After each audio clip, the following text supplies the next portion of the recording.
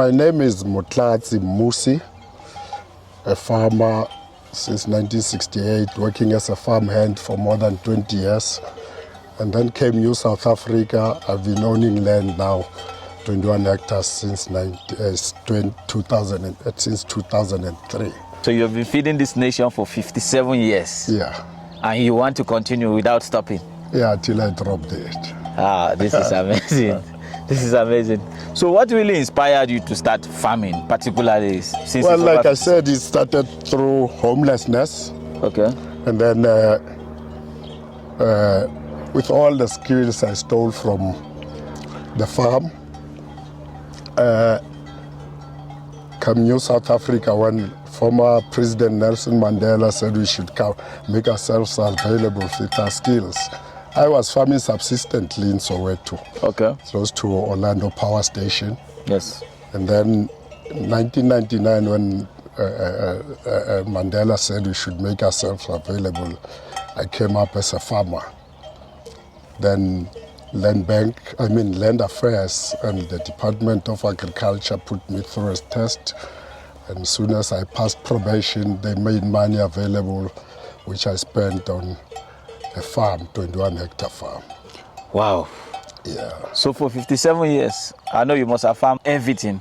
What have you been farming? I've turned, I'm today a member of the Global Farmer Network, and I've been won an award. Farming for myself, I specialize in grains and livestock.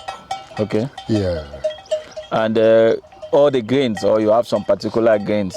Yeah, well, you must look at what you have a market for. Okay. Maize is a very good market. Okay. I managed to send my child to school, and he has a degree today, working as at laboratory as a senior analyst. Okay. At a chemical laboratory. Okay. So I managed to pay his school fees with the maize I sold. So wow. Yes, it is profitable for me. Wow. Yeah. That's amazing. Yeah. You are farming cattle and also goats. Cattle, goats, sheep, pigs. Okay. Yeah. Okay. Farming is diverse, but at the moment I only do pig, cattle, and sheep and goats. Okay, that's amazing. So what is a daily operation like in your farm? Well, every day you have to let go graze. And I have tractors, I'm planting feed for winter. Mm-hmm. Yeah, we are always active, even on New Year's Day. We only know about day and night, these holidays, and we only look at the climatic condition. Today's, the weather is okay for me to do some boom spraying, kill all the thorn apple with the broadleaf. And then next I'll be planting potatoes. Okay. Yeah. And you are doing open grazing? Yes, we're doing open grazing. Okay. We're not doing feedlot. Okay. That I do know how to do, but we're not doing it. Mm-hmm. Yeah. Are there some challenges with feedlot, or you just decided to go open grazing? Do they have some advantages? The advantages are markets. For open grazing, yes, advantages are feed is plentiful during rain seasons, but come winter, a disadvantage again. People said the fires, the fields and fires, you see the whole country on fire. Then you have to feed. That's when challenges come in, but then we have feed that I've planted and going to bale and store for winter. Yeah. Okay. Yeah. Okay, so you produce bale by yourself? Yes. What are the materials required for bale production? Yeah, depending on which one you planted, there are some that you plant once and harvest for the next 10 years or more. There are those that you plant annually, like the sweet turf I showed you down there. Yes. Yeah. You have to cut, your timing must be right, so that after cutting it shouldn't be wet again. It must dry and you bale it. I do have a baler. I have a square baler, and there are round balers that I can borrow from neighbors. So we cut, bale, and store. Okay. Goat, sheep, and pig. Yes. Which one is more complicated to handle? Complicated? Yes. Life is complicated. They are alive. They need treatment. They need feed. They need treatment. So the most expensive is pig, because we don't let graze in the field. Okay. We always buy feed for them. So pig is expensive to maintain? Yeah, because you keep it indoors. Okay. You keep it indoors, you bring food for it. Whereas cattle can go and graze the natural grasses outside. Okay. So are there some diseases that are affecting cattle, goats, sheep, and pigs? Yeah, they do have diseases. We've just vaccinated, and then you do blood tests to check if they are okay. Like for instance, there's a so-called brucellosis. Brucellosis is for contagious abortions. Okay. Now you have to check your stock, and if you see one has got that, you take the blood to the lab. Then the lab will tell you, which animal has that disease, and then you have to kill. You have to kill? Yeah, the meat is okay, but now if you keep it, once it has the disease, there is no cure. Oh, okay. But you can vaccinate and prevent. Oh, okay. Yeah. What about goats and sheep? Do they have some infections too, some disease? Yes. Most of the time, we have a blue tongue. We also have some kidney diseases and many others like we used to call them in Afrikaans. But they all life forms. Okay. All living organisms has a negativities and they get sick. Even the grasses do. Even the grasses do. Yeah. Okay, that's amazing.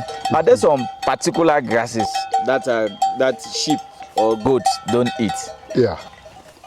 They select. They select? They select, yeah. They select. Look, for instance, look how high these semi-trees, these are called thorn apple. Thorn apple. Okay. Thorn apple. Okay. And thorn apples, you can see standing, they're not touching it. Okay. But it looks like it's juicy. But when the going gets tough, they go for it. They go for it. And if I can let you have a little bit, for about 60 seconds, you can undress and roam around and make it an hour. With this You can become sick, with this thorn apple. Oh. Yeah, it's very negative on your body. And it's invasive. Okay. You see like what I have on my boom spray there? Yes. I'm gonna spray a so-called 2.4-D amine. It's a broadleaf herbicide. Yes. If I spray here, it will kill the thorn apple and the beans and the pumpkins all with broadleaves. Yes. But it will leave all the grass like. Okay. So you can't control it that way. Yeah. Okay. So what species of cows do you have here? Yeah, we can call it crossbreed. Crossbreed. Because now you can have a pure bull, but now cows are mixed. So that calf would be a stud breed because mom is Friesland, dad is Brahman or Bonsmara. Bonsmara. So you can never have a pure breed when you have a mixed breed. Okay. That's amazing. And cow? Yes. How long do they take before they become fully mature like this? Cows, you can set your high fast to a bull as soon as they are about 18 months old. Okay. And then they'll have calves 9 months later. But naturally, from 1 year old, that heifer is already ready for a bull. Okay. But we avoid giving them earlier because at times you find the passage, on the pelvic box. Yes. The passage is too small. It's not matured. Yeah, so we rather wait our cows, our heifers till they are 18 months old, then you put them to a bull. And then they'll be above 2 years old when they give the first calf. Okay, Yes. That's amazing. And this cow, for example, Yes. how many kgs can this be? Maybe 600. 600? Yeah, 600 kilos. That is almost more than half a ton. Yeah. Some do fetch a ton. You see, like that cow with up horns, if you can feed it intensively, Yes. you can push it to a ton. To a ton. Yeah. Okay, that's amazing. Yeah. And what sex do you keep most? Are they female or male? Yeah, because we are breeders, we keep more female. Or you're breeders, you keep Yeah, more female? yeah. If we were selling to the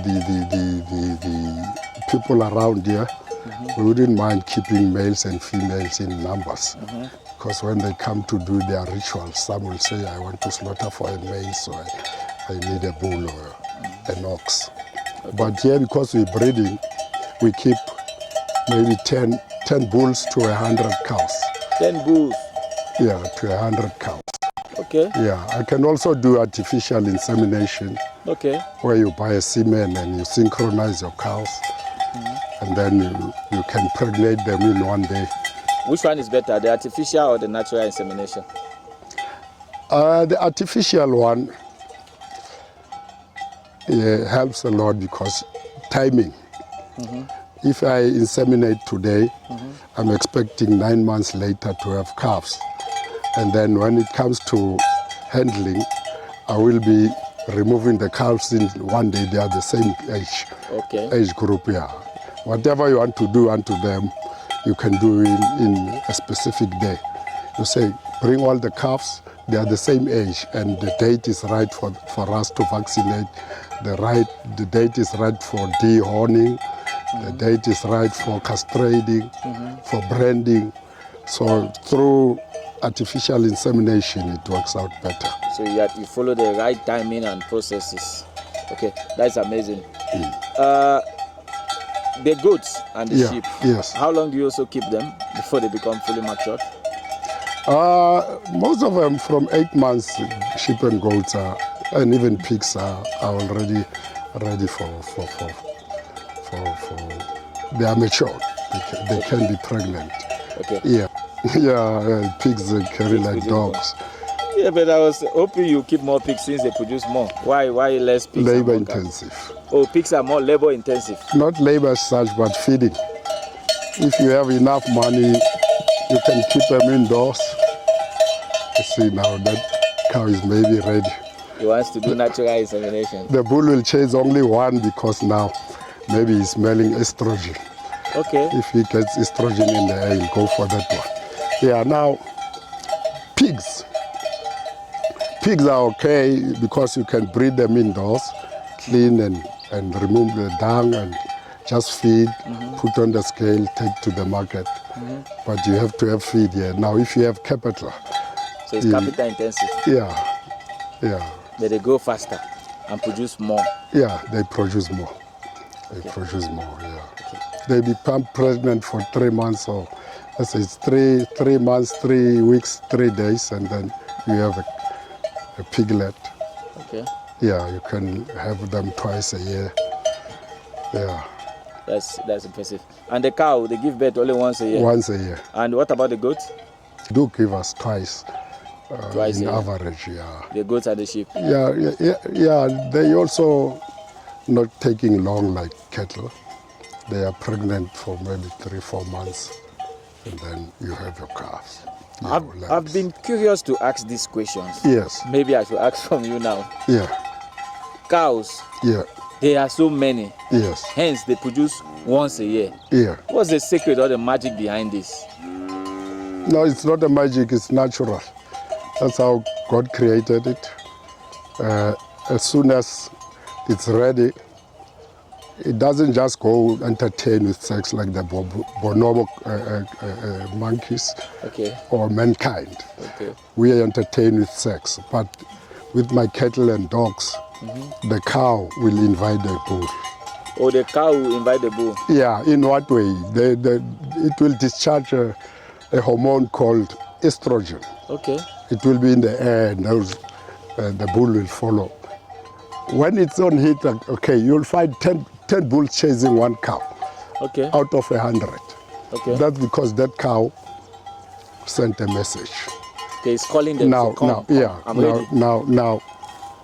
the egg is in a fallopian tube, moving slowly upwards until if it doesn't get a bull, that egg will be destroyed. I would say maybe if it was a human being, it will having menstruation. Menstruation. Yeah, but then It will happen for those 21 days, and then as soon as it gets a bull, then it sends a different Message. message that they have progesterones and they're like, are busy now, I'm pregnant. That's amazing. I see on the cows, Yes. some of them you have the necklace, the lock on their necks, and some you don't have. Why? I'd call it a tracker system, since at times you need to know where they are. If you cannot see those white birds around, you will hear the clocks. I don't like it. I don't like it on animals, but my shepherds also, you know. It signals their position. Yeah. Okay. That's amazing. Cows. Yeah. Yet you have many dung, many waste from cow, pigs, and cattle. Right. How do you manage waste in this? As you can see down there, that black stuff is manure from our cattle. It's compost. We do clean the crawl, and then we let ferment.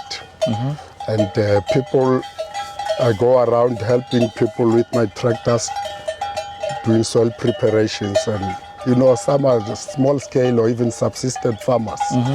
Then they'll request compost from me, and then I donate to them. Okay. Yeah, for their food production. Okay, so for small farmers who need compost, they can come to you. Yes. Do you sell them or you give them for free? Well, if I've handled it, I sell.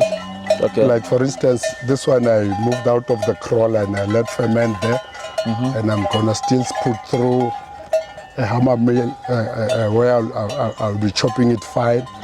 So for all my pain, I'll charge them. Yes, you charge a fee. But the poor subsistent farmers, if they come and they dig all by themselves in the crawl, I do not charge. Cow, pigs, sheep, and goats. Yeah. Which of their manure is best, or is it the same quality?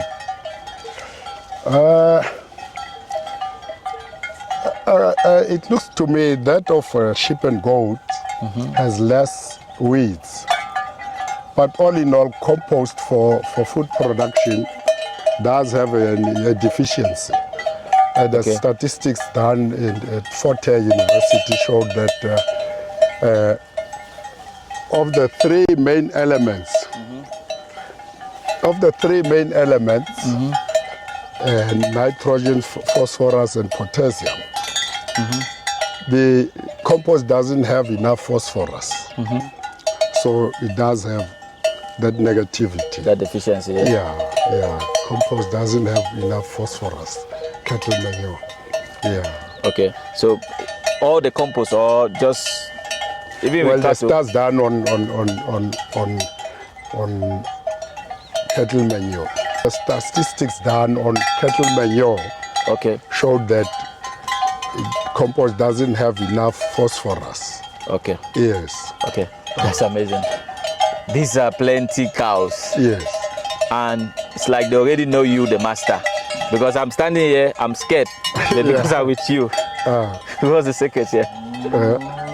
Yeah, you must learn to befriend them, because you know life is about interdependence.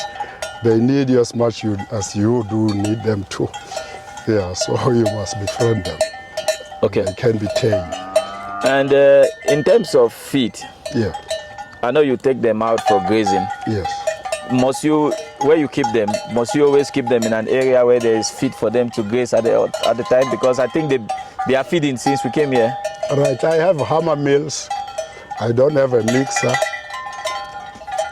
During winter, we do take our grains, mill them, and grasses milled, and we have dishes. Like actually in this camp, as you see, the grasses are bigger than on the outside.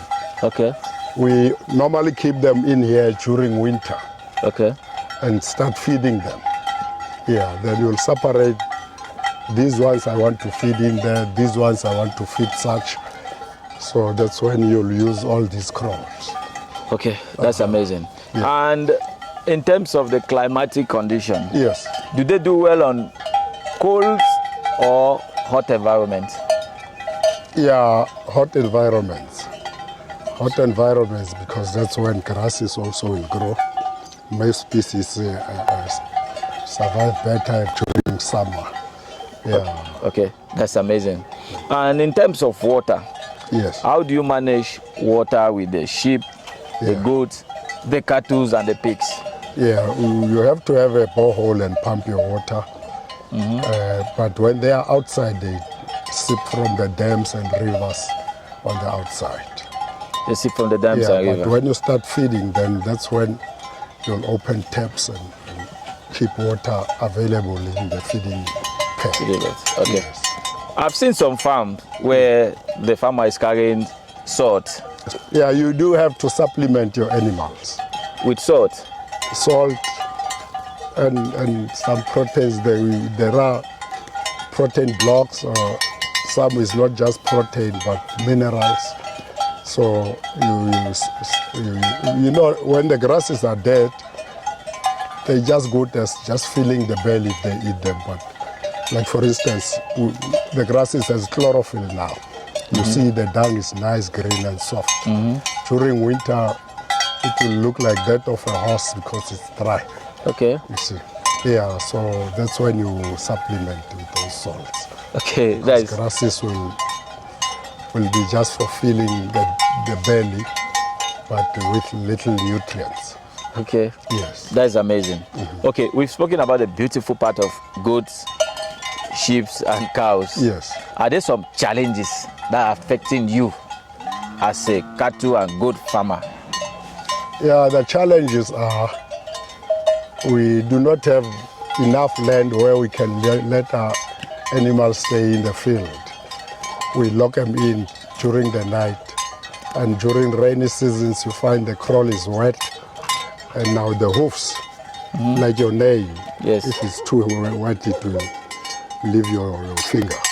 So they too, the hoofs get loose, or they get what we call some foot rot. They call it foot rot. Yes. Okay. You have a large flock here. Yes. How do you manage the security of these flocks? At the moment, we do not have modern technologies like trackers and the like. Our shepherds are staying here overnight, and we do have one who is doing night shift. Okay. Whom whenever he suspects something, he'll call, and we have to rush and go check Okay. what is happening. So you just have 24/7 security around the farm. Security guy at night. The shepherds are not the night shift guys, but when they hear some sounds, they will, hello you, have a brush. Okay. Yeah. So during the night, they are just like an alarm. If the dogs are barking and they don't stop, then maybe I should say even these clocks, the shepherd says I'm gonna put them on so that whenever somebody walks into the cattle and he wakes it up, Yes. it will ring the bell. Okay. Yeah. Okay. So that is like the We security. do need to have the modern technology, like the tracker system and that. And the drone as well. I learned to drive a drone. Yeah. Yeah. You have stayed in the farm for 57 years. Yeah. Flying a drone is gonna be like 2 seconds for you because you're already the master. Of course, we learn every day. Yes, We you are learn up every to day. changing environments, so I have to learn. Okay, that's Yes. amazing. Thank you. For our viewers out there Yeah, who are interested in starting this kind of business, yeah. what are the basic things they need to know? But you know what? People want to make money coming into farming. But if you are in a hurry for money, don't come. Must Don't be come to patient. farm. You must be patient. So, Yeah. if they're in a hurry for money, they should not come. Yeah. If they're in a hurry, they shouldn't come. If you want to call, work with a remote control, hey, Motlatsi, your cattle, do this to my cattle, do weeding for me. It doesn't work out. You must come personally and be amongst your animals. Check them. Even in the dung, when they wake up and they poo, there are symptoms you can see that the cow has got a problem. So you must frequent, you must be around. You must be around. But if you are in a hurry to make money, don't come. Because you have to adapt. If you fall and you get up again, you continue, I think 3 years later you will be knowing the do's and don'ts. And that's the first pay. If you come today, your first wages will come 3 years later. Okay. When you have mastered everything. Okay. How much can I buy a cow like this? Like this one. Yes. It can fetch up to 18,000, depending on the market price. 18,000 rands. Yeah. And for a calf, how much is a calf? A calf. Yes. 1 month old, 1,000 rand. Okay. Yeah. So for someone who is new, Yes. which one is advisable for them to buy?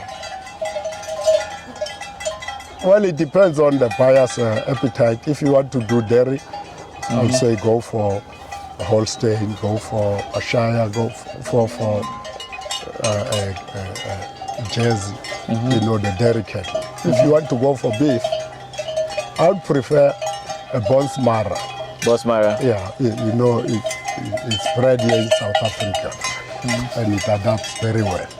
Yes. I'd go for Bonsmara. But again, you must check which one, when you feed them, which one fetches more kilograms per month, having fed them in equally. Yes. So the one that fetches the better weight quicker is the one you must go for. And the one that adapts to that environment. Yeah. And again, don't go buy from very far from your where you want to keep it. Okay. Because the further you go, vegetation changes. Okay. Yeah. So you buy around your area. Oh, so that they are already adapted to the vegetation where they were. Yeah. Where it is the same. Is where you must go buy from. So it's not advisable for me to buy cows from maybe Gauteng and take it to Mpumalanga. It's not advisable. Yeah, it's very expensive. You have to help it adapt. The vaccines, the ticks are not the same. Ticks that we have here die during winter, and in Mpumalanga is always warm. Their ticks do not die. They have to be. You must look out for, when you have them, the first 2 diseases, red water and hot water. Now, if you can be around your cow and help them, after dipping, then you watch for symptoms and then you can start vaccinating. As I said, if you want to do this, don't call it, come personally and be among your animals, so Yes. that you can check them and see which one is not well. Yeah. So there's no remote job here. There's no remote job. You must be physically No, present. no remote. Okay. No remote. Yeah. That's amazing. So for our viewers Yes. who are interested in starting this business, Yeah. who want to have you as a mentor, Yeah. those who want to buy cows from you, pigs, sheep, goats, Yeah. those who want to even invest in your farm Right. or partner with you, Yeah. how can they get in touch with you? Well, I have an email number and phone number. Okay. I don't know if I must record. Yes. Yes. Okay, my cell phone number is 082 225 Yes. 1865. Okay. Ntate, thank you so much for having us. Okay. We wish you the best in your agricultural endeavor, in your cow, your sheep, your goats, your pigs, your grains. And thank you for feeding the nation. Yeah. Thank you so much for having us. Thank you.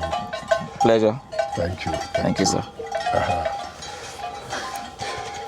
Dear viewers, you heard it all from the legend, the guru himself. Cows, sheep, goats, pigs make too much money, but you must be patient and be physically present in this business. Thank you for watching. If you are new to our channel, kindly subscribe, click the notification bell, like, comment, so you never miss an episode on agricultural matters. Until then, peace.